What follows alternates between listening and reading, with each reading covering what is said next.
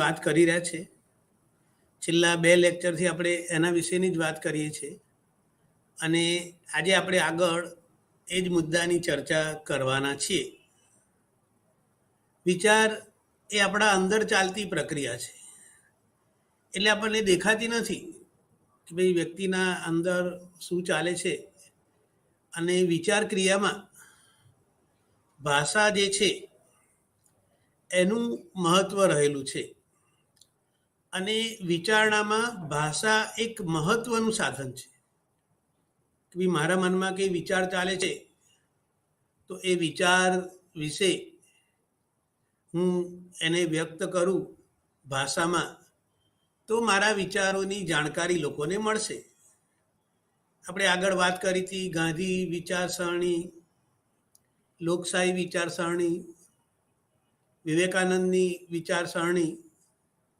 તો આ બધી જે વિચારધારાઓ છે એ એમ કે વ્યક્તિ ગાંધી વિચારસરણી આપણે જાણીએ છીએ કે ગાંધીજીએ જે કંઈ જુદા જુદા ખ્યાલો આપ્યા એ ખ્યાલોને આધારે આપણે ગાંધીવાદી અથવા તો ગાંધી વિચારસરણીની વાત કરીએ છીએ. એવી રીતે વિવેકાનંદે જે વિચારો આપ્યા તો એ બધા વિચારો એ પુસ્તકો રૂપે એ જે કંઈ બોલ્યા હોય એનું એમ કે નોંધ થાય અને પછી એને છાપવામાં આવે તો એ ભાષા દ્વારા આપણે એમ કે વિચારોને વ્યક્ત કરવાના સાધન તરીકે ભાષાને આપણે ઓળખાવીએ છીએ. ભાષામાં આપણે જાણીએ છીએ કે ભાઈ પ્રતીકો હોય છે. આપણે વાહન ચલાવતા હોઈએ અને 4 રસ્તા ઉપર આપણે જોઈએ રેડ, યલો, ગ્રીન સિગ્નલ હોય તે સિમ્બોલ છે કે ભાઈ રેડ હોય તો આપણે ઊભા રહીએ છીએ. પછી નો પાર્કિંગનું સિમ્બોલ હોય, પી લખીને પછી એમ કે આમ ક્રોસ કર્યું કે ભાઈ અહીંયા તમે પાર્ક કરી શકો નહીં. તો આ સંજ્ઞા અને એ બધી જે કંઈ બાબતો છે એ કેવી છે? અર્થપૂર્ણ છે. કે ભાઈ લાલ લાઇટ બોલતી નથી કે તમારે ઊભા રહેવાનું છે, પણ એ સંજ્ઞા આપણને મેસેજ આપે છે કે ભાઈ હવે લાલ લાઇટ છે, તમારે ઊભા રહેવું પડશે. અને હવે આપણે જોઈએ છીએ કે ભાઈ ઘણી બધી જગ્યાએ એમ કે કેમેરા ગોઠવેલા હોય અને એ કેમેરાને કારણે વ્યક્તિ લાલ લાઇટ થાય એટલે ઊભા રહેતા હોય છે. અને જો એ પસાર થઈ જાય તો એ કેમેરામાં એણે ટ્રાફિકના નિયમનો ભંગ કર્યો છે અને એ સંજ્ઞા એને એ થાય. એટલે ભાષામાં જે છે માત્ર પ્રતીકો છે એવું નહીં, પણ શબ્દો પણ છે. શબ્દોનું વૈવિધ્ય છે કે ભાઈ આપણી જે સંસ્કૃત ભાષા છે એનો એક દાખલો લઈએ કે ભાઈ સૂર્ય શબ્દ જે છે તો સૂર્યના ઘણા બધા અર્થવાળા શબ્દો સંસ્કૃત ભાષામાં જોવા મળે છે. તેવી જ રીતે ભાષા જે છે એ જુદા જુદા સ્વરૂપો દ્વારા અને એ ભાષા જે છે એ એની જેટલી વિવિધતા વધારે ભાષાની એટલી વિચાર કરવાની જે પ્રક્રિયા છે એ વધારે સમૃદ્ધ હશે. કે ભાઈ વ્યક્તિ ભાષા દ્વારા પોતાના વિચારો વ્યક્ત કરતો હોય છે. ને આપણે જોઈએ કે ભાઈ સામાન્ય માનવી હોય એની ભાષા, કોઈ ગામડામાં રહેનાર હોય એની ભાષા સરળ હશે, પણ કોઈ સાહિત્યકાર હશે તો એની જે ભાષા છે એ વધારે સારી હશે, એટલા માટે કે એનું શબ્દ ભંડોળ વધાર્યો છે. ભાષા અને વાણી વચ્ચે તફાવત છે, પણ આપણે એની વાત નથી કરવાના. પણ ભાષા આપણે આગળ વાત કરીએ શું છે? પ્રતીકોનું તંત્ર છે. જુદા જુદા જે કંઈ પ્રતીકો છે એ પ્રતીકો અને એના ચોક્કસ નિયમો છે. કે ભાઈ ભાષાનું કોઈ વાક્ય હોય, છું મને ગમે રમેશ, તો આ આડું અવડું છે પણ મને રમેશ ગમે છે તો એ એક ચોક્કસ નિયમ થયો. અને આપણે જુદા જુદા જે કંઈ વાક્યો છે એ વાક્યોના વ્યાકરણના જે કંઈ નિયમો છે એ નિયમો એ થતા હોય છે. અને ભાષામાં એક વ્યક્તિ જે કંઈ બોલે, દાખલા તરીકે અત્યારે હું બોલું છું, જે લોકો મનોવિજ્ઞાનના વિદ્યાર્થીઓ હશે, જે લોકોને સાયકોલોજી હશે, એને હું જે કંઈ વાત કરું છું એની ખબર પડશે. પણ જો બીજી ભાષામાં કે ભાઈ કોઈ મરાઠી ભાષી લેક્ચરર હોય અને મરાઠીમાં લેક્ચર આપે મનોવિજ્ઞાન વિશે, તો જેને મરાઠી ખબર નથી એ વ્યક્તિને એનો અર્થ એની સમજણ પડશે નહીં. એટલે ભાષા જે છે, એક વ્યક્તિ કઈ ભાષા બોલે છે એના આધારે આપણને એની સમજણ પડતી હોય છે. કે ભાઈ હું ગુજરાતી છું તો મને ગુજરાતીમાં જે કંઈ કોમ્યુનિકેશન થશે, મારી ભાષા ગુજરાતી છે, એના શબ્દનો અર્થ મને ખબર છે, અને મારા વૈવિધ્યપૂર્ણ ભાષા જે એનો ભંડોળ છે, તો એ બધી બાબતો મને વિચારણામાં મદદરૂપ થશે. આપણે વાત કરી કે ભાઈ ભાષામાં પ્રતીકો ઉપરાંત હાથની ચેષ્ટા, કે ભાઈ હું આમ કરું, અથવા તો કોઈ ફોર્મ ભરવા જાય અને પછી આવી નિશાની કરે તો અહીંયા વી ફોર વિક્ટરી જે છે, અથવા તો કોઈ ફોટોગ્રાફ હોય કે પેલા ખાલી કે આ ફોટો છે અને આ જે છે એમ કે મંદિર છે, અને એ મંદિર એમ કે અમદાવાદમાં આવેલું સૌથી પ્રથમ 200 વર્ષથી વધારે વર્ષનું સ્વામિનારાયણ મંદિર છે, એ ફોટો જોઈને આપણને એ થાય. એવી રીતે સંજ્ઞાઓ, કે ભાઈ આ પ્લસની સંજ્ઞા છે અને વત્તા અને એ થાય, અને સંકેતો, તો આ બધી બાબતો એ ભાષાનું જ તત્વ છે, અને એ આપણને કંઈ ને કંઈક સમજૂતી આપતો છે. કોઈ પણ ભાષા જે છે એમાં આ બધી બાબતો જોવા મળતી હોય છે. હવે ભાષાના 2 મુખ્ય કાર્યો છે. કે ભાઈ આપણે આગળ વાત કરી, વિચારમાં ભાષા મહત્વની છે, અને ભાષા વગર કોમ્યુનિકેશન શક્ય નથી. એવું નથી કે ના થઈ શકે, પણ આપણે જોઈએ કે ભાઈ ખાસ કરી જો આપણને અનુભવ હોય કે ભાઈ બહેરા મૂંગા બાળકો હોય તો એ લોકોની ભાષા સંકેતની હોય છે, અને ઘણીવાર એ લોકો અંદર એટલી બધી ઝડપથી વાત કરતા હોય કે આપણને એમ કે એ લોકોની વાત જલ્દી સમજાય નહીં, પણ એ લોકો એકબીજા સાથે વધારે સારી રીતે ઇન્ટરેક્શન કરતા હોય છે. તો ભાષાનું પહેલું કાર્ય શું છે? એક વ્યક્તિ બીજી વ્યક્તિ સાથે વ્યવહાર કરે છે. જેમ અત્યારે હું જે કંઈ બોલું છું અને જે લોકો સાંભળે છે એની સાથે એક કોમ્યુનિકેશન થાય છે, એક ઇન્ટરેક્શન થાય છે કે ભાઈ સાહેબ વિચારણા વિશેના ટોપિકમાં ભાષા વિશેની વાત કરે છે. એટલે અહીંયા જ્યારે આપણે ભાષાની વાત કરી ત્યારે વક્તા એટલે બોલનાર અને શ્રોતા એટલે કે જે લોકો સાંભળે છે એ, અને એ બંનેને એક જ અર્થ, એક જ સંકેત અને એક જ શબ્દોનો અર્થ સમજાતો હોય છે. કે ભાઈ બોલનાર જે કંઈ બોલે છે એ સાંભળનારને ખબર પડે છે. કે ભાઈ આપણે જોઈએ છે કે હવે ચૂંટણીનો માહોલ છે, તો આપણે કોઈ ચૂંટણી સભામાં જઈએ, કોઈ નેતા બોલતો હોય તો એ નેતા જે કંઈ વાત કરે છે એનો અર્થ આપણે સમજીએ છીએ, એના સંકેતો આપણે સમજીએ છીએ. કોઈ ધાર્મિક કાર્યક્રમમાં જઈએ, આપણે કોઈ ધર્મગુરુ વાત કરતા હોય કે ભાઈ ધર્મના જુદા જુદા પાસાઓની વાત કરતા હોય, ધર્મમાં મોક્ષના, સ્વર્ગના, નર્કના ખ્યાલ, તો એ બધા શબ્દોથી આપણે પરિચિત છીએ. એટલે અહીંયા બોલનાર અને સાંભળનાર એ બંનેને એક જાતનું એ વ્યવહાર જેને આપણે કહીએ કોમ્યુનિકેશન થતું હોય છે. તો આ એક કાર્ય છે. બીજું છે ભાષા એ પ્રતિક્રિયાઓ કરવાનું તંત્ર છે. કે ભાઈ ભાષા દ્વારા આપણે રિએક્શન આપીએ છીએ, રિસ્પોન્સ આપીએ છીએ, અને તેથી જ વિચારણામાં અને વર્તનમાં સરળતા રહે છે. હું એમ કહું કે ભાઈ ઊભા થઈ જાઓ બધા, તો બધા ઊભા થઈ જાય, તો એ પ્રતિક્રિયા છે ઊભા થવાની. હું કહું કે બધા બહુ અવાજ કરતા હોય, શાંત થઈ જાઓ, અને જો બધા શાંત થઈ જાય, સ્કૂલમાં ટીચર હોય, પીટીના ટીચર હોય, તો એમ કે ચલો બધા એક સાથે લાઈનમાં ઊભા રહો, તો બધા એ શબ્દો સાંભળશે અને એની પ્રતિક્રિયા આપશે. એટલે વિચારણાના સાધન તરીકે ભાષા ઉપયોગી છે, કારણ કે ભાષાનું બંધારણ કેટલાય વિધિસરના નિયમો દ્વારા રચાયેલું છે.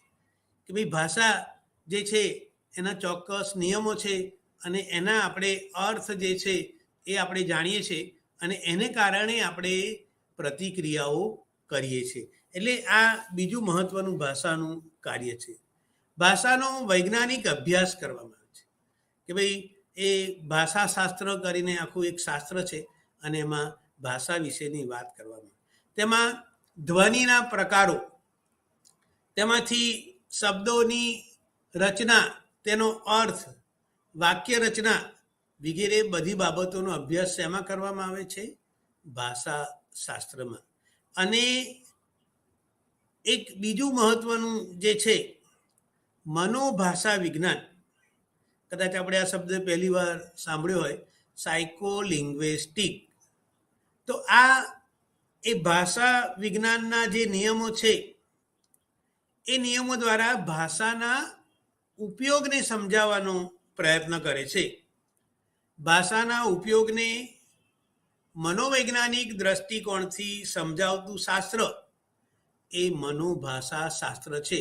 આઈ રિપીટ કે ભાઈ ભાષાના જે ઉપયોગો છે એને સાયકોલોજીકલ વ્યૂ પોઈન્ટથી એક્સપ્લેન જે કરે એ શાસ્ત્રને આપણે મનોભાષા વિજ્ઞાન, સાયકોલિંગ્વિસ્ટિક તરીકે ઓળખાવી છે.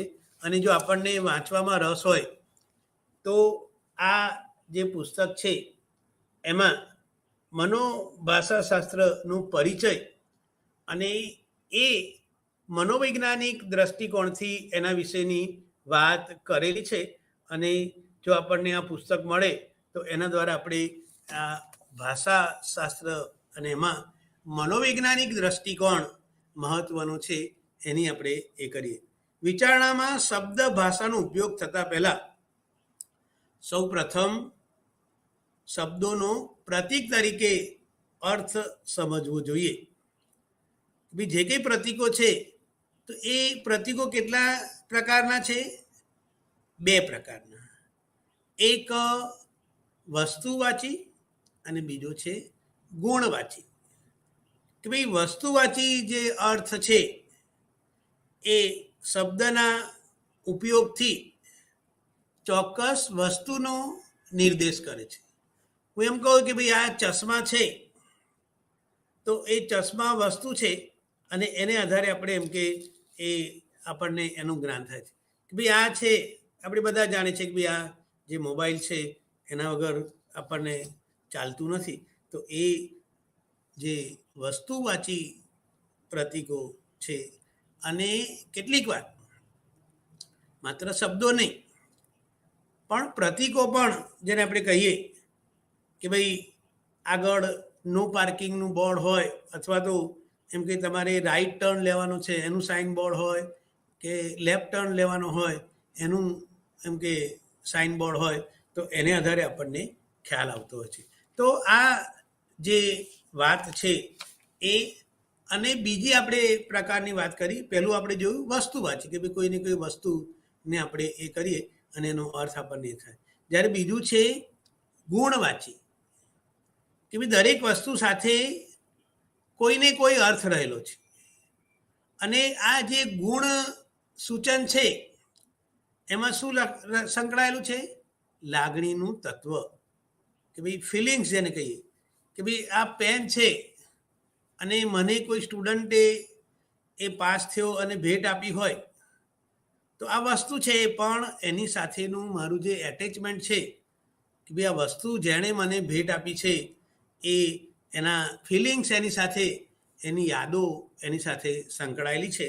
અને એ રીતે આપણે એને કરીએ છીએ કે ભાઈ ઘણીવાર એમ કે દયા શબ્દ, ભાઈ તમારે દયા રાખવી જોઈએ.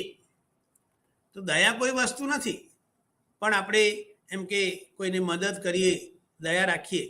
એવી રીતે પાપ શબ્દ એ પણ ગુણવાચી છે કે ભાઈ આવું કરશો તો તમને પાપ લાગશે. તો એ વસ્તુ નથી પણ એક પ્રતીક જેને આપણે કહીએ એને થાય.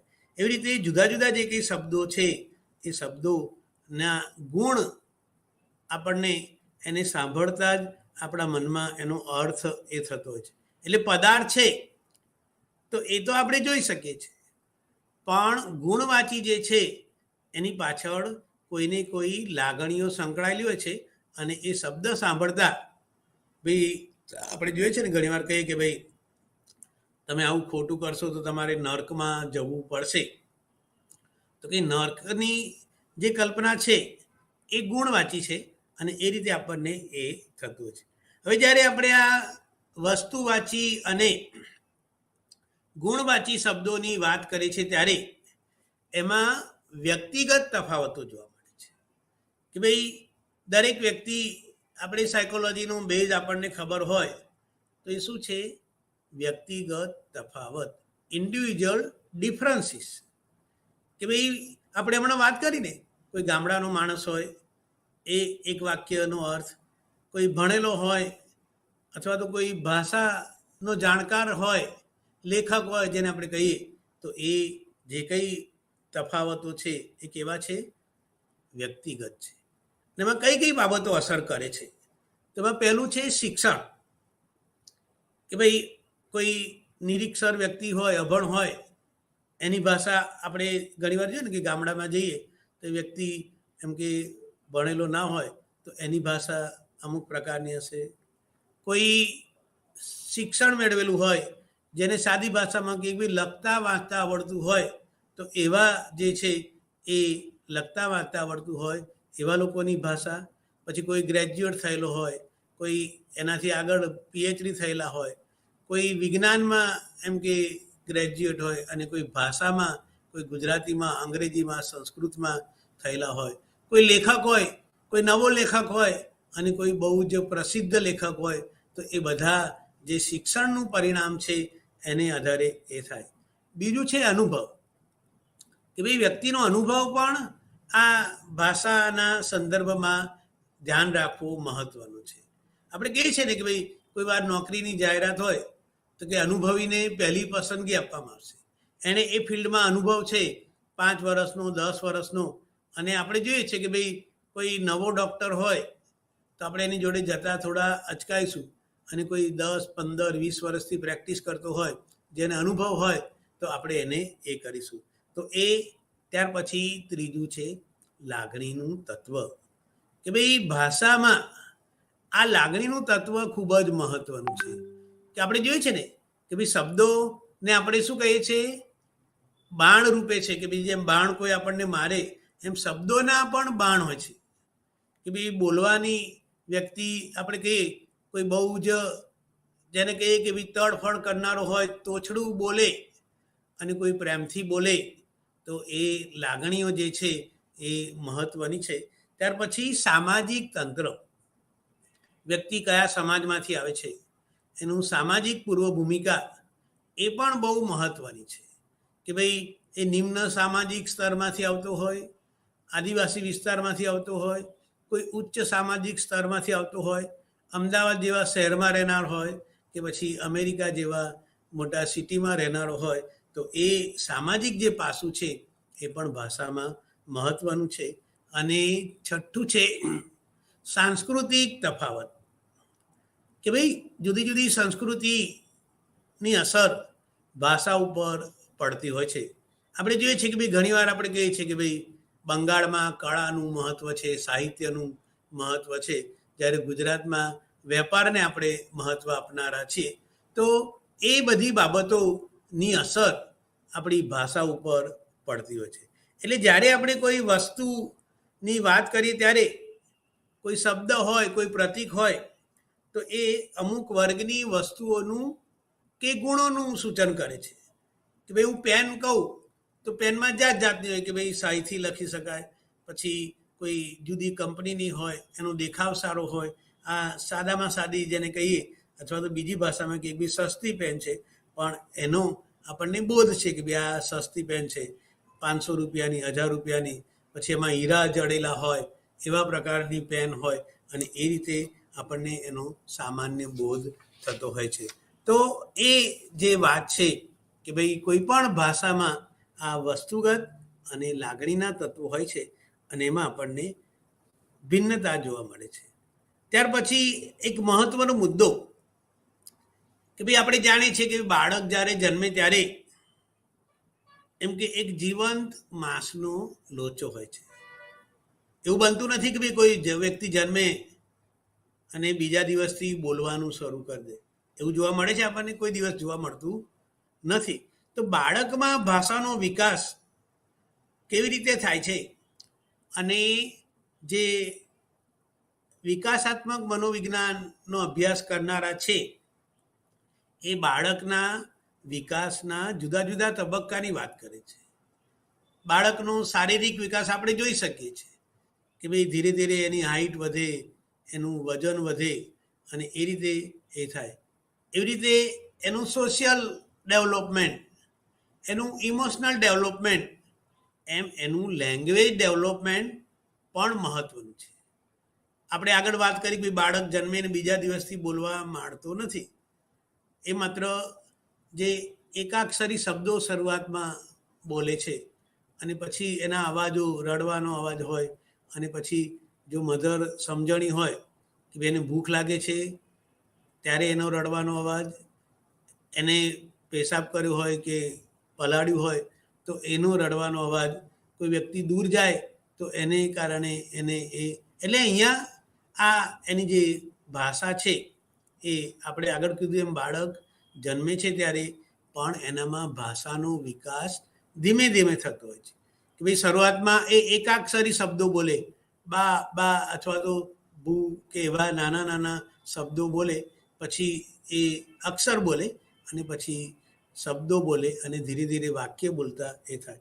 તો બાળકોમાં જે ભાષાનો વિકાસ છે એ વિકાસ થવામાં સામાન્ય બોધની રચના જે છે, કન્સેપ્ટ ફોર્મેશન જેને આપણે કહીએ, એ અગત્યનો ભાગ ભજવે છે. આપણે કીધું કે બાળક જન્મે ત્યારે બોલતું નથી અથવા બાળક કઈ ભાષા બોલશે, તો આપણે જોઈએ છીએ કે ભાઈ બાળકના કુટુંબમાં જે ભાષા બોલાતી હોય એ ભાષા શીખશે. કુટુંબમાં પંજાબી ભાષા બોલાતી હશે તો એ શબ્દો એ સાંભળે અને પછી એ શબ્દો બોલશે. ગુજરાતી ભાષા બોલાતી હશે તો એ કુટુંબના જે સભ્યો છે એ સભ્યોના જે કંઈ બોલવાના છે એ શબ્દોને સાંભળશે અને પછી એ બોલવા પ્રયત્ન કરશે. અને એમાં કે ભાઈ એને પાણી આપે અને પાણીનો ગ્લાસ એ કરે તો પછી કે આ ભૂ છે તો એક પાણીની અંદર, ગ્લાસની અંદર પાણી છે એટલે જ્યારે એને તરસ લાગે ત્યારે શું કરશે, ભૂ ભૂ એવો શબ્દ બોલશે કે ભાઈ પાણી એને જોઈએ છે અને એ રીતે એ ભાષા શીખશે. તો અહીંયા આ શબ્દોનું અભિસંધાન થાય છે કે ભાઈ આ શબ્દ બોલવાથી આ બાબત એની સાથે જોડાયેલી છે કે ભાઈ આ બોલીશ તો મને આ વસ્તુ મળશે અને એ પ્રક્રિયાઓમાંથી એ શબ્દનો અર્થ સમજે છે કે ભાઈ આ મધર છે, આ ફાધર છે, આ રમકડું છે, પછી આ રમકડામાં આ પ્રકારનું રમકડું છે અને જે વ્યક્તિ છે કે ભાઈ આ પોતાના નાના ભાઈ બહેન એને બીજાના હોય અથવા તો મોટા પોતાના ભાઈ બહેન હોય કે અડોશી પડોશી હોય તો એ બધી બાબતો એ શીખે છે. બાળકની શીખવાની ક્રિયામાં આ શબ્દો ભાષા શીખવાની શક્તિમાં અગત્યનો ભાગ ભજવે છે. જે કંઈ શબ્દો છે બાળક ઘરમાં સતત, પછી આપણે જોઈએ કે ભાઈ ટીવી ચાલતો હોય, એના જે કંઈ પ્રોગ્રામો ચાલતા હોય, કોઈ વાત કરતું હોય, ઘરમાં લોકો એની જોડે વાત કરે અથવા તો એના સિવાય વાતો કરતા હોય તો એ બધી બાબતો મહત્વની છે. એટલે બાળકો શબ્દો સાંભળે છે અને પછી આપણને પણ આશ્ચર્ય થાય કે જે બાળક જન્મે અને કશું બોલી શકતો નથી, ધીરે ધીરે એ અક્ષર બોલતો થાય, શબ્દ બોલતો થાય, નાના નાના વાક્યો બોલતો થાય અને એ રીતે અત્યારે આપણે જ્યારે મોટા થયા ત્યારે આપણે એમ કે કડકડાટ સાદી ભાષામાં કહીએ કે બોલીએ છીએ અને એ જે કંઈ વાત છે એ આપણને થાય. એટલે બાળક ભાષાનો ઉપયોગ કરવાનું શીખે છે અને તેમાંથી સામાન્ય બોધો રચાય છે કે ભાઈ જે કન્સેપ્ટ છે કે ભાઈ આ પેન કહેવાય તો શરૂઆતમાં એને ખબર નથી કે ભાઈ આ પેન છે કે નહીં, પણ ધીરે ધીરે આ લખવાની વસ્તુ છે, આ પેન છે અને એ રીતે એને થાય. એટલે શબ્દોનો પરસ્પરનો સંબંધ સમજતા વસ્તુ છે, આ વસ્તુ એમ કે રમવાની છે તો એ બધા જે કંઈ એના સંબંધો છે એ સમજતો શીખે છે અને એને કારણે એનામાં વિચારણાની જે પ્રક્રિયા છે એનો વિકાસ થતો હોય છે. એટલે બાળકમાં વિચારની પ્રક્રિયા, થિંકિંગ પ્રોસેસ એ ભાષાના ડેવલપમેન્ટનું જેમ જેમ આગળ વધતું જાય ભાષાનું ડેવલપમેન્ટ, એમ એની વિચાર ક્રિયાનું પણ ડેવલપમેન્ટ થતું હોય છે. એટલે આપણે બાળકો જોઈએ છે કે ભાઈ આપણને પણ એમ કે બાળક જ્યારે શરૂઆતમાં બોલતા શીખે અને એ જુદા જુદા શબ્દો આપણે કહીએ છીએ ને, બાળકની ભાષા કેવી હોય છે, કાલી હોય છે, આપણને સાંભળવી ગમે છે, અને પછી ધીરે ધીરે એની ભાષામાં સ્પષ્ટતા, એ શબ્દો વાક્યો બોલતા શીખે અને એ રીતે એનામાં વિચારણા એ થતી હોય છે. તો બાળકના ભાષા વિકાસમાં શબ્દ ભંડોળનું સ્થાન મહત્વનું છે.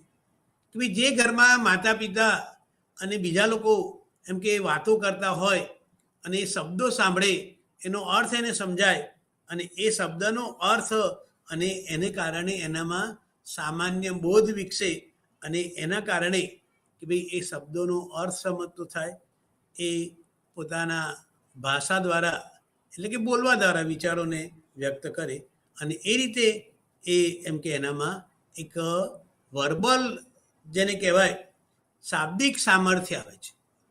કે ભાઈ શબ્દોનું વૈવિધ્ય જે કુટુંબમાં એમ કે વધારે વાતચીત, આપણે જોઈએ છે ઘણીવાર માતા પિતા બંને નોકરી કરતા હોય અને સવારે જતા રહે અને પછી એને કોઈ કેરટેકર જોડે કે ડે કેર સેન્ટરમાં મૂકી દે, એવા બાળકો અને જે ઘરમાં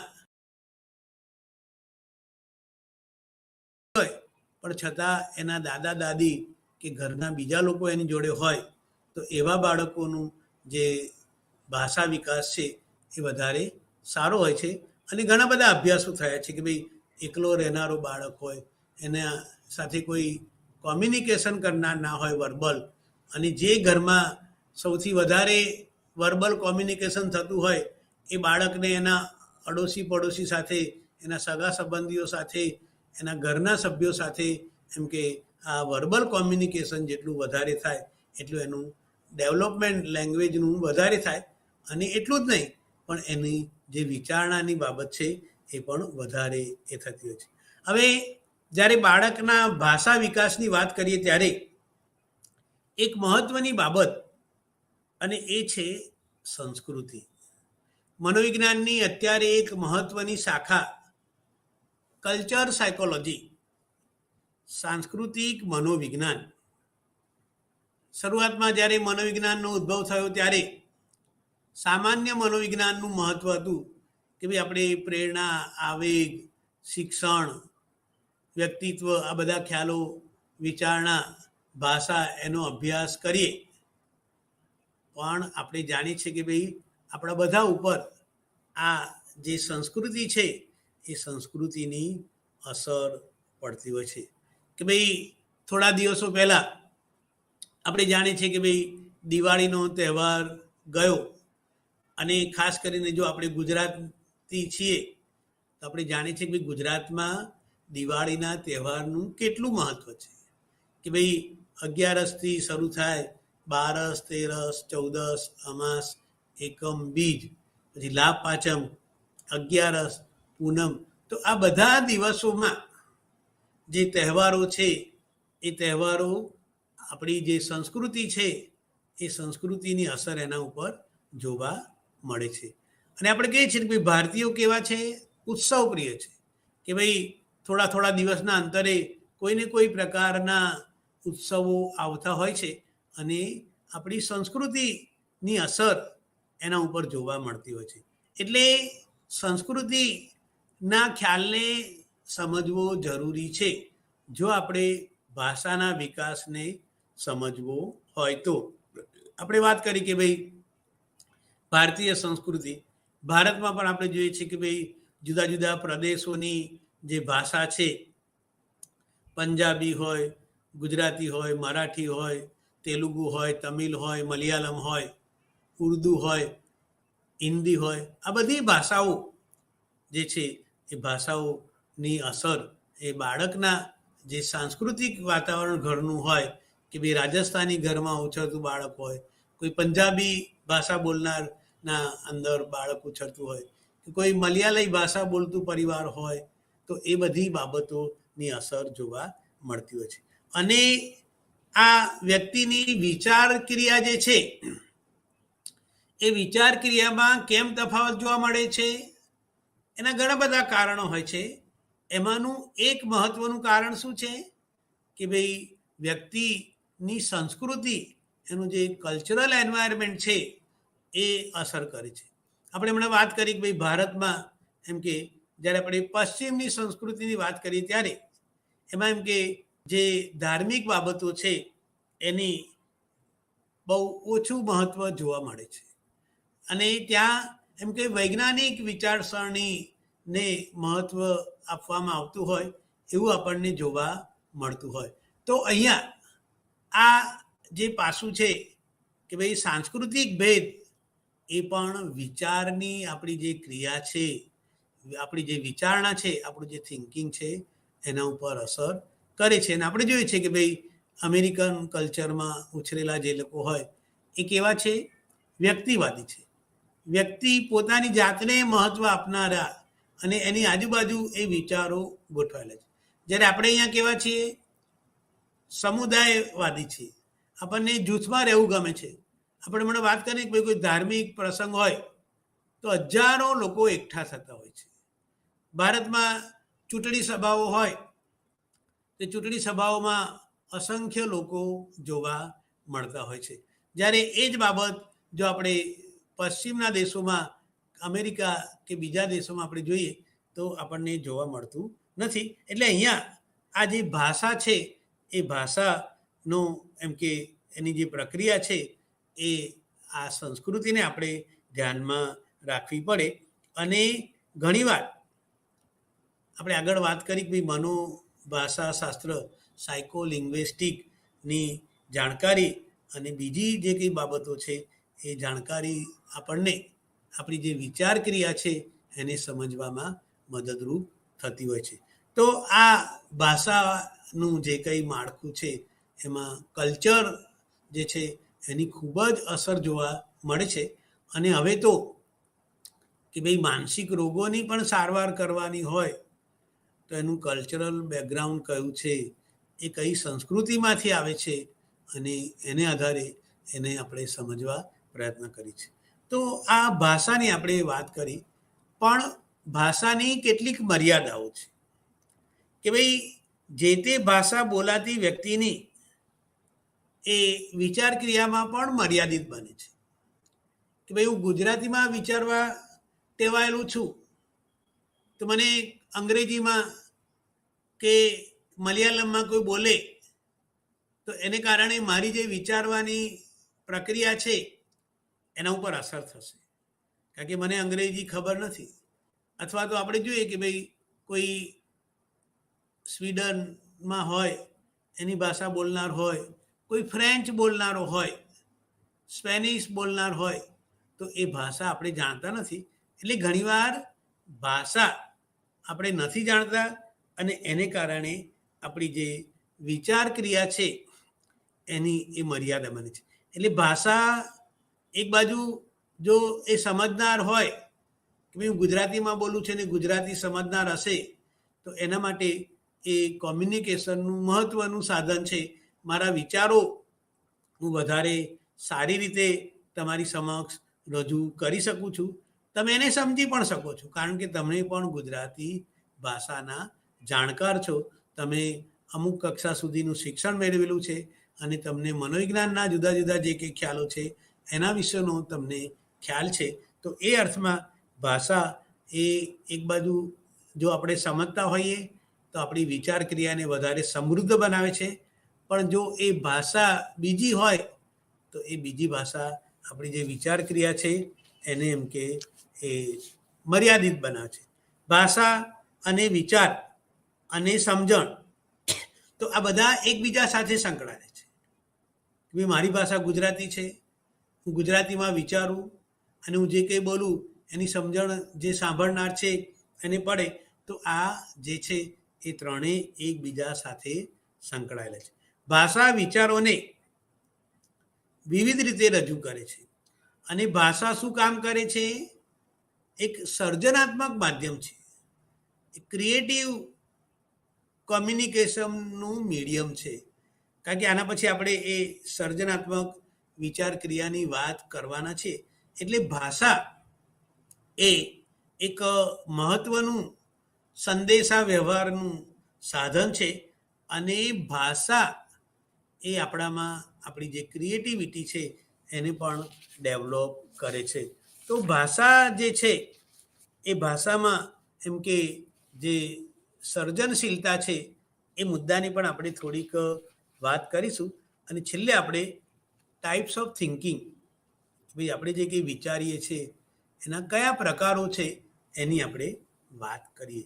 કે ભાઈ ક્રિએટિવ થિંકિંગ, આપણે જો અમદાવાદમાં આવીએ અને સીજી રોડ ઉપર અથવા તો આ જે ઇગ્નુનું સેન્ટર છે કે ભાઈ હું પ્રહલાદનગરથી આવું છું અને અહીંયા આ છરોડી સુધી આવું, તો રસ્તામાં જે કંઈ બધા બિલ્ડિંગો છે એમાં આર્કિટેક્ટ જે છે એની ક્રિએટિવિટી જોવા મળે.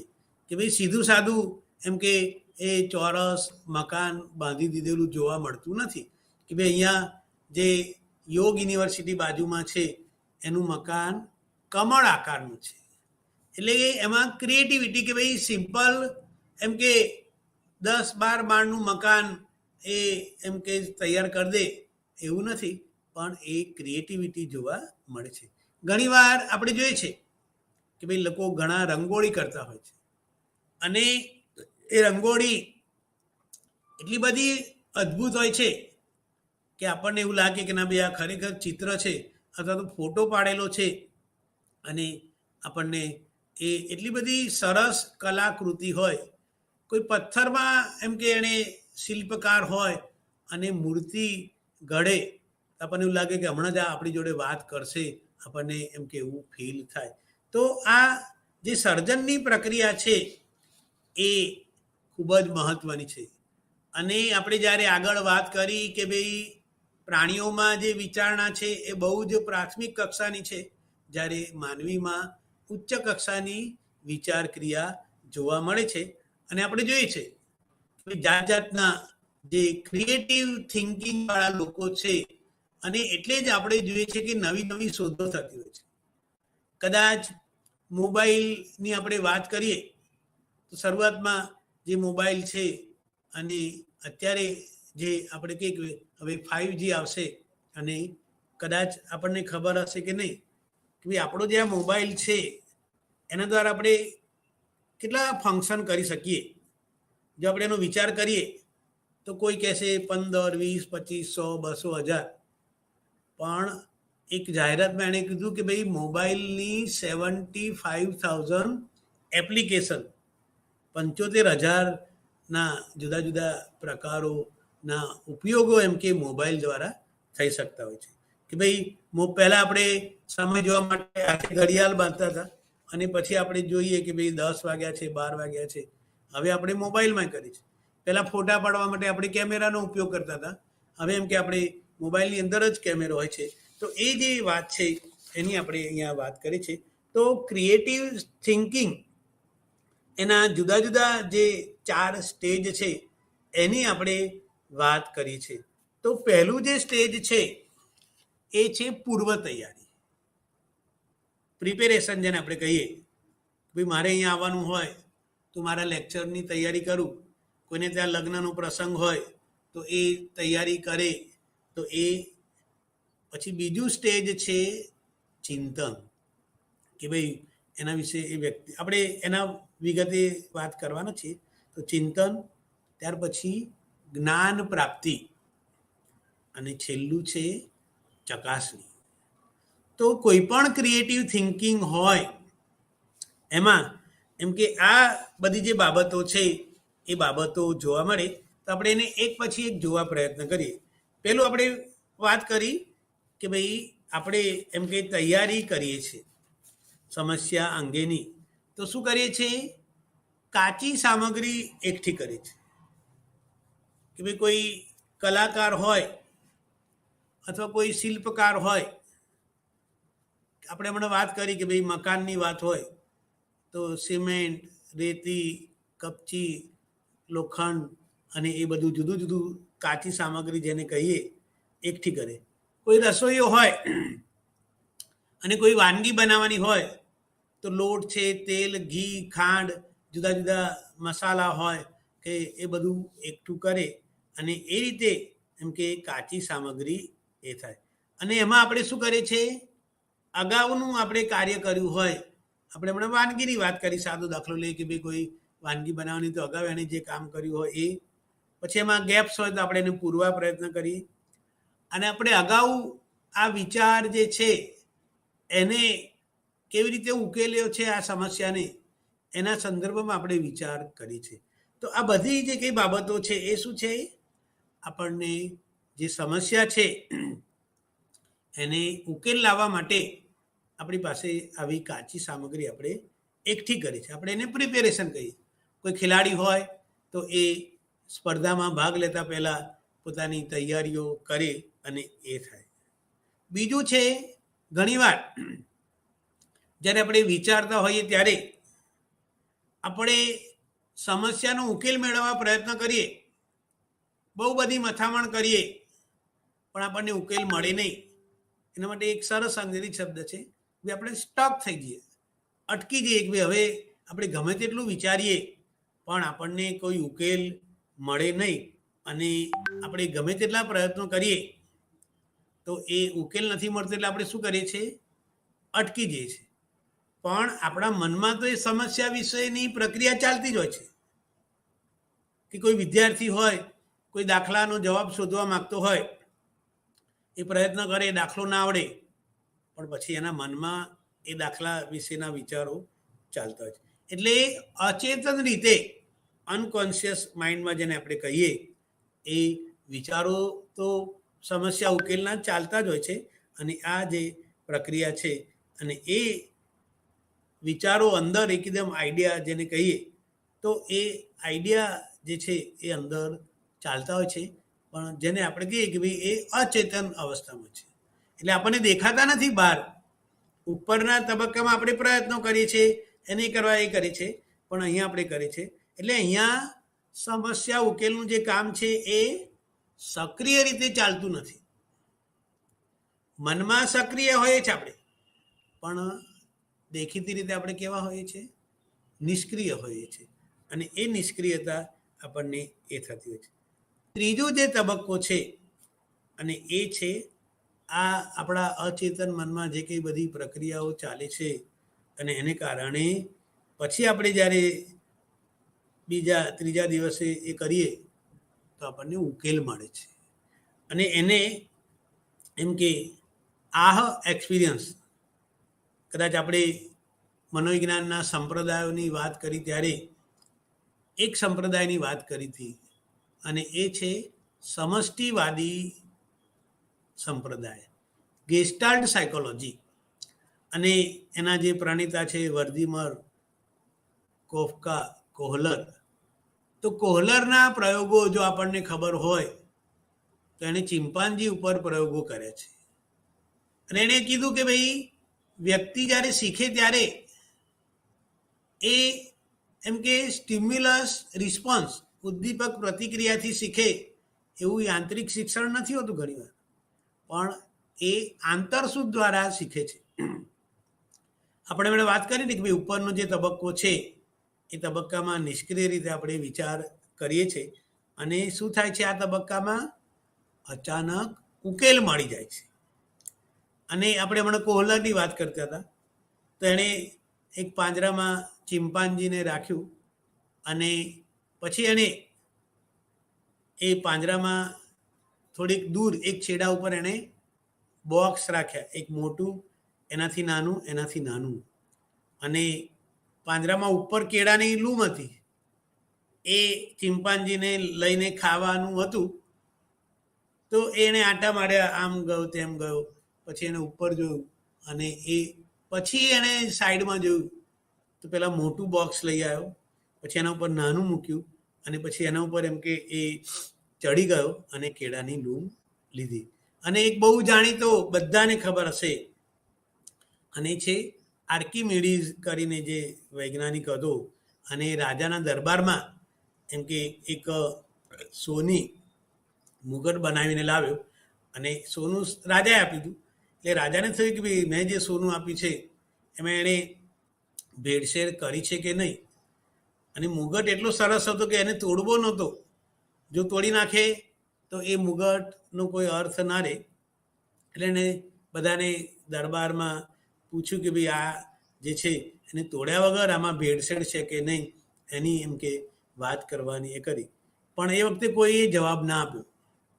પછી આ આર્કિમિડીઝ નામનો જે વૈજ્ઞાનિક હતો એ આખી રાત વિચારતો હતો કે ભાઈ આવું કેવી રીતે એનો ઉકેલ લવાય, એને તોડ્યા વગર એમાં અંદર ભેળસેળ છે કે નહીં. અને પછી એ નાતો હોય છે અને પછી એકદમ બાથરૂમમાંથી બહાર દોડતો આવે છે અને કે યુરેકા યુરેકા, મને ઉકેલ મળી ગયો.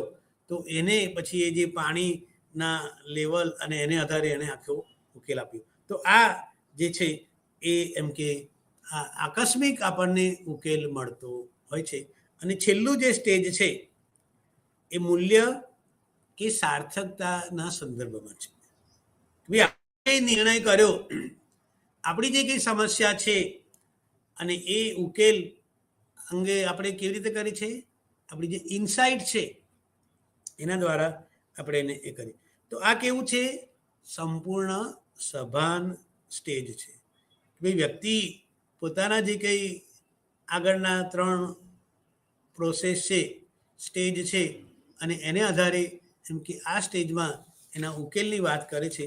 અને આપણે આકૃતિમાં 2 બાબતોની વાત કરી છે. એ 2 આપણે એમ કે આમાંથી કઈ 2 બાબતો આવે, તો એમાં એક છે મૂલ્યાંકન કરીએ છીએ આપણે કે ભાઈ જે કંઈ ઉકેલ છે એ કેવી રીતે ઉપયોગી થશે.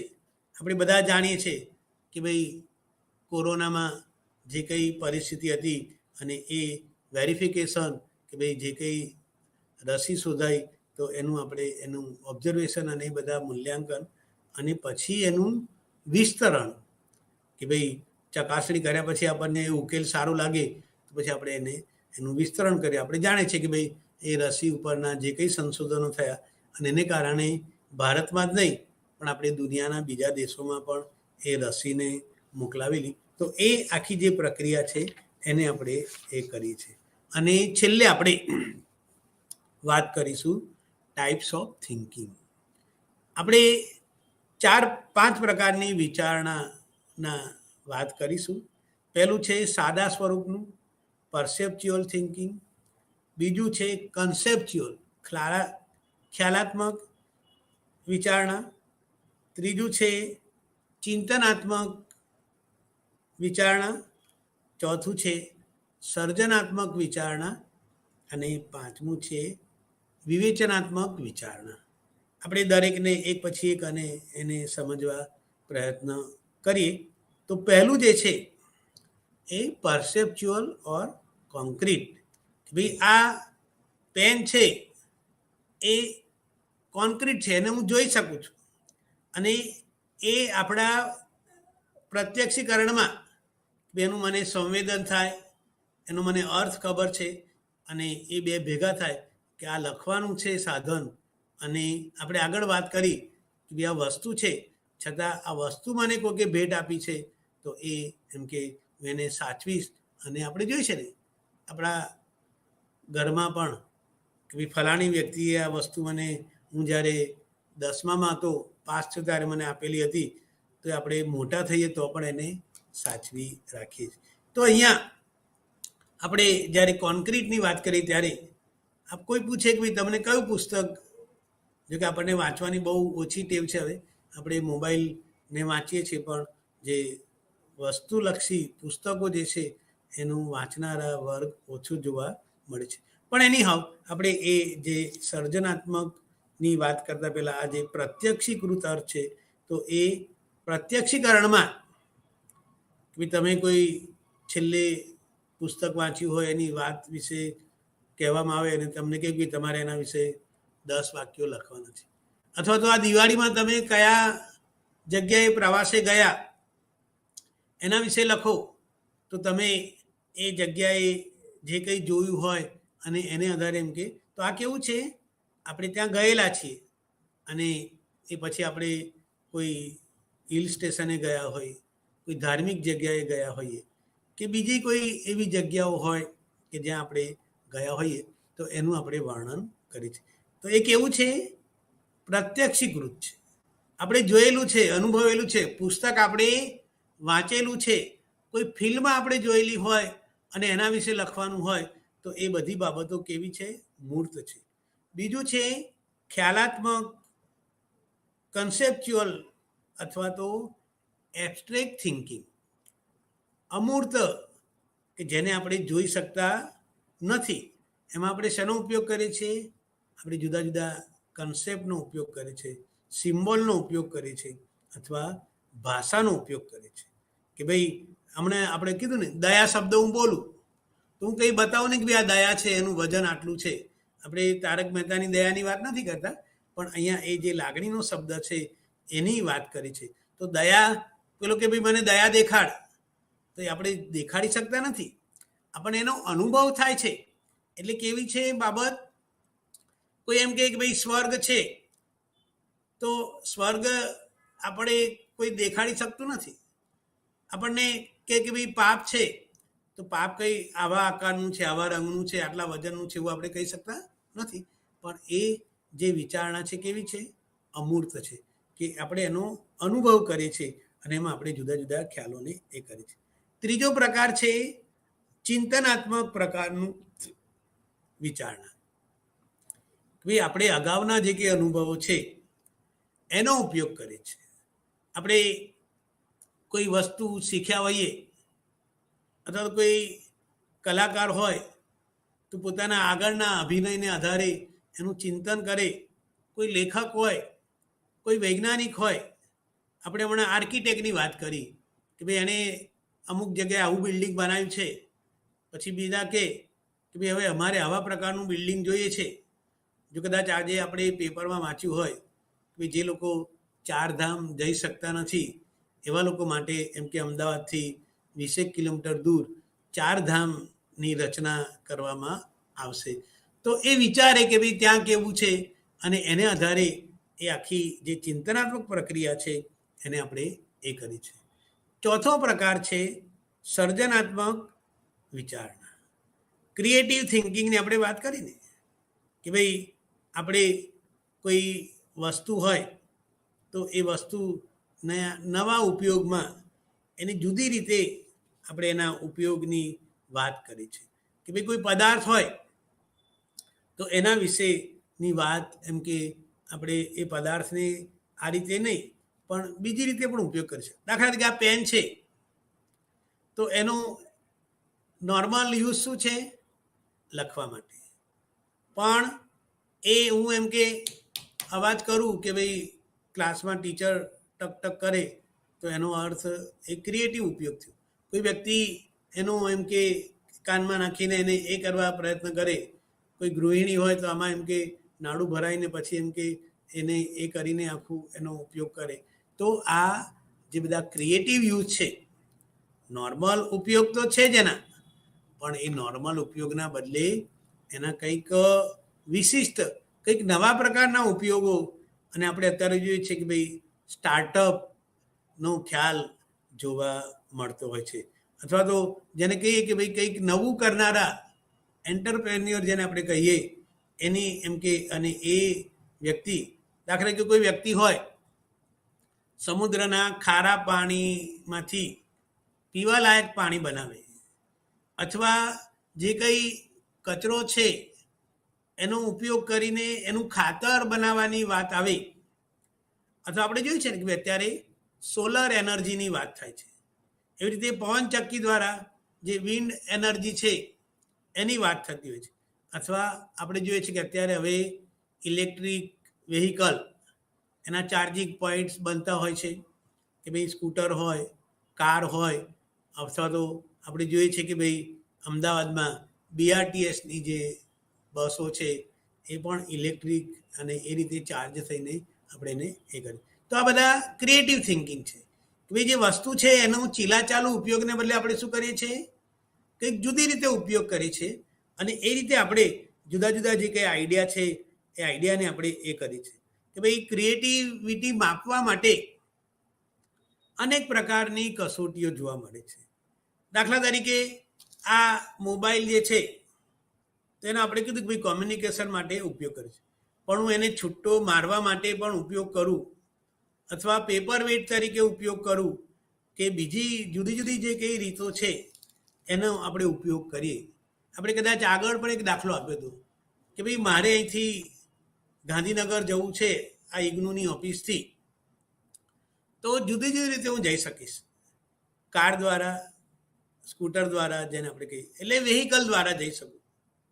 પણ કોઈ વેહિકલ નથી તો પછી મને કોઈ કે ભાઈ આ ઘોડા ઉપર તમે એના ઉપર બેસીને જઈ શકો, ઊંટ ઉપર બેસીને, હાથી ઉપર બેસીને, એટલે પ્રાણીઓના ઉપયોગ કરીને એમ કે હું જઈ શકું. પણ પ્રાણી પણ અવેલેબલ નથી તો પછી હું ચાલતો જઉં અથવા તો દોડીને જઉં. અને ઘણીવાર આપણે વાંચીએ છીએ કે ભાઈ કેટલાક લોકો ઊંધા પગે ચાલતા હોય છે, તો એ રીતે પણ જઈ શકાય. અથવા હેલિકોપ્ટર દ્વારા એમ કે હું જઈ શકું. એટલે એક સમસ્યા છે પણ એના ઉકેલો અનેક છે. અને એમાં આપણે જોઈએ છીએ કે ભાઈ ક્રિએટિવિટી જોવા મળે. આપણે હમણાં રંગોળીની વાત કરી કે ભાઈ રંગોળીની રચના એવી કરે કે આપણે ભ્રમમાં પડી જઈએ. અને એ વાત જે છે કે ભાઈ વ્યક્તિ પોતાની જે ક્રિએટિવિટી છે એ કલાકાર હોય, કોઈ લેખક હોય અથવા તો કોઈ અભિનેતા હોય. આપણને બધાને ખબર છે કે ભાઈ અમિતાભ બચ્ચનને 80 વર્ષ થયા છતાં આજે પણ એમ કે કેબીસીમાં એની જે રજૂઆત છે અને એના જે કંઈ જુદા જુદા ક્રિએટિવ જેને કહીએ એ પ્રકારની વાત એમાં જોવા મળતી હોય છે. એટલે ફિલ્મો બનાવનાર લેખકો, શિલ્પકારો, સ્થાપતિ કે બીજા બધા જે છે એ વૈજ્ઞાનિકો હોય તો એ બધા ક્રિએટિવ થિંકિંગને આધારે એ માનવ સમાજને મદદરૂપ થતા હોય છે.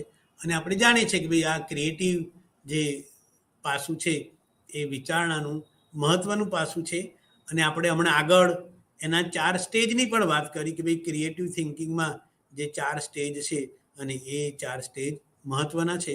અને વિજ્ઞાનમાં એટલે કે સાયકોલોજીમાં આપણે એવું માનીએ કે ભાઈ બુદ્ધિશાળી હોય, ઉચ્ચ બુદ્ધિ હોય તો એનામાં ક્રિએટિવિટી વધારે હોય છે એવું જોવા મળતું નથી. અને જેનામાં ક્રિએટિવિટી વધારે છે એની બુદ્ધિ વધારે હોય છે એવું પણ જોવા મળતું નથી. કે ભાઈ ક્રિએટિવ હોય પણ એની બુદ્ધિ સરેરાશ હોય, અને ખૂબ બુદ્ધિવાળો હોય પણ એનામાં ક્રિએટિવિટી ના હોય, એનું થિંકિંગ કેવું હોય, ચીલાચાલુ હોય કે ભાઈ એ એમ કે જે કંઈ પરંપરાગત થિંકિંગ હોય એની વિચારણા એ રીતની. એટલે ક્રિએટિવિટીને અત્યારે ખૂબ જ મહત્ત્વ આપવામાં આવે છે. અને આપણે જોઈએ છીએ કે ભાઈ આ ક્રિએટિવિટીને કારણે જ નવી નવી શોધો થાય છે. આપણે જોઈએ છીએ કે મોબાઈલના નવા નવા મોડેલ હોય કે વેહિકલના નવા નવા મોડેલ હોય કે આપણે કોઈ વસ્તુ ઘરમાં વાપરતા હોઈએ તો એના પણ જુદા જુદા જે કંઈ મોડેલ છે એ એમ કે ક્રિએટિવ થિંકિંગને આભારી છે. અને 5મો જે પ્રકાર છે એ છે વિવેચનાત્મક વિચારણા, ક્રિટિકલ થિંકિંગ. ભાઈ આ આમ કેમ છે? આપણે જાણીએ છીએ કે ભાઈ ન્યૂટન પહેલાં પણ ઝાડ નીચે બેસનારા લોકો હશે, ઝાડ ઉપરથી સફરજન પડતા હશે, પણ ન્યૂટનને વિચાર આવ્યો કે ભાઈ આ સફરજન નીચે કેમ આવ્યું, ઉપર કેમ ના ગયું? અને પછી એમાંથી એને આખો ગુરુત્વાકર્ષણનો ખ્યાલ જેને આપણે કહીએ એ આપેલો. એટલે ક્રિટિકલ થિંકિંગ જેને આપણે કહીએ એ આપણી જે કંઈ ધારણાઓ છે ભાઈ આ આમ કેમ થયું, આમ કેમ ન થયું, અને આપણે એની વેરિફિકેશન કરીએ છીએ. એટલે જે વૈજ્ઞાનિકો છે, જે વિવેચકો છે એ કેવા હોય છે? આ ક્રિટિકલ થિંકિંગ કરનારા હોય છે. કે ભાઈ જે કંઈ બાબતો છે એને સાદી ભાષામાં કહીએ કે ભાઈ વાય એને મહત્ત્વ આપનાર હોય છે. આવું શા માટે થયું, આમ કેમ ના થયું, આમ થયું હોત તો શું થાત? અને એ રીતે એની જે વિચારણા છે એ સતત ચાલતી હોય છે. અને એને કારણે જ જુદા જુદા જે કંઈ સંશોધનો છે એ સંશોધનોમાં ક્રિટિકલ થિંકિંગ મહત્ત્વનું છે. અને એને કારણે જ જે કંઈ વૈજ્ઞાનિક શોધો છે એ શોધોને આપણે કરી છે. આપણે કદાચ ખબર હોય કે ભાઈ ઈસરો જેવી જે સંસ્થા છે અને એનો ઇતિહાસ આપણે જાણીએ તો એ ઇતિહાસમાં શરૂઆતમાં એના એક કેલેન્ડરમાં મેં જોયું હતું કે ભાઈ સાયકલ ઉપર રોકેટના જુદા જુદા ભાગો લઈ જવામાં આવતા અને પછી એને એસેમ્બલ કરે અને પછી એક્સપેરિમેન્ટ કરે અને એ ધીરે ધીરે પણ એ જે વિચારો છે એ વિચારો એમ કે એ થયા નહીં. એટલે આ ક્રિટિકલ થિંકિંગ એમાં આપણે ધારણાની ચકાસણી કરીએ છીએ અને આપણા જે રિઝનિંગ છે એને આધારે તાર્કિક વિચારણા કરીએ છીએ. તો અહીંયા આપણે આ જે વિચારણાનું પાસું છે એના જુદા જુદા પાસાઓની આપણે ચર્ચા કરી છે અને આપણે આગળ પણ એના વિશે વિચારીશું. નમસ્કાર.